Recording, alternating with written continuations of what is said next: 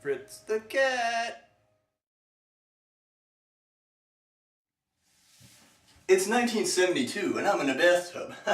Just kidding. Fritz the Cat, an animated feature from 1972 and the world's first X-rated animated feature, was written and directed by Ralph Bakshi and based on a character from famous cartoonist Robert Crumb. You may recognize some of his work, including Keep On Truckin'.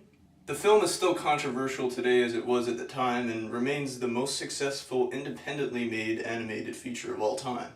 Robert Crumb had limited involvement in the making of the film and ended up disliking it and going so far as to killing off the Fritz character soon after this. Since the movie was first released in the early 70s to this day, it's received a very mixed and polarizing reaction from critics and audiences alike, not in the least part due to its racial stereotypes, political and social messages, and also the fact that it's an X-rated animated movie which features anthropomorphic characters who have penises and titties. Just to give you an idea how this isn't really a movie for kids, within the first 5 minutes or so, Fritz is at a house party smoking bud and having four-way sex with 3 other cats in a bathtub. The film is set in a bleak Manhattan backdrop, not unlike Midnight Cowboy. In fact, some of the backgrounds are traces of actual live-action photos. Now, I'm no animator, but I think the animation here is actually pretty good. There's a lot of camera movement, panning, interesting techniques. There's one quick transitionary sequence that I found particularly interesting in which we see a crow kind of snapping like this and dancing to a Bo Diddley song while this image in the background very slowly comes into the camera and then this image becomes the background for the next scene. You know, it's really interesting to watch just on that level. And there's other scenes too.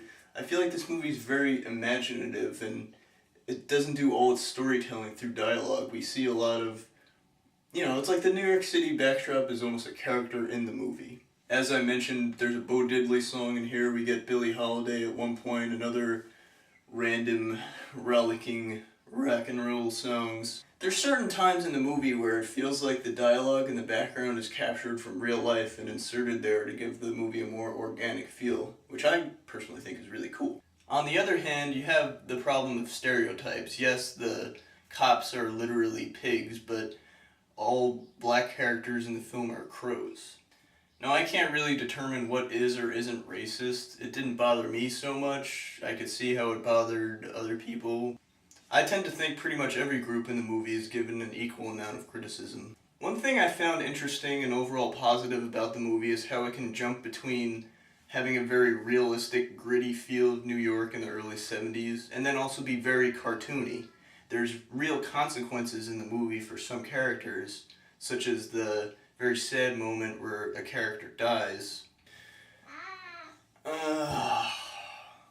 Mango's telling me to wrap it up. And beyond that, there's a lot of shifting tones in the movie. You know, it's a very complicated movie. It could easily just be, haha, it's a cat having sex, it's so funny. But we kind of really feel for some characters during the movie, especially like I mentioned when that character dies or later on in the movie. I really like the fact that this movie delivered not exactly maybe what you were expecting, and for that I think it was pretty successful. But I would say check out the movie if you're looking for a nice alternative from Disney movies. Hell, there even seems to be more attention to detail in the characters' emotive expressions than in most Disney movies. Anyway, if non-linear storytelling of a cat who has sex and does drugs is your kind of movie, then you found it! Well, there's a cat standing there, it wants to take a crap, so I guess that means the review's over, but hey, thanks for watching, you know, and I'm just gonna go back to my bathtub, so stay sexy!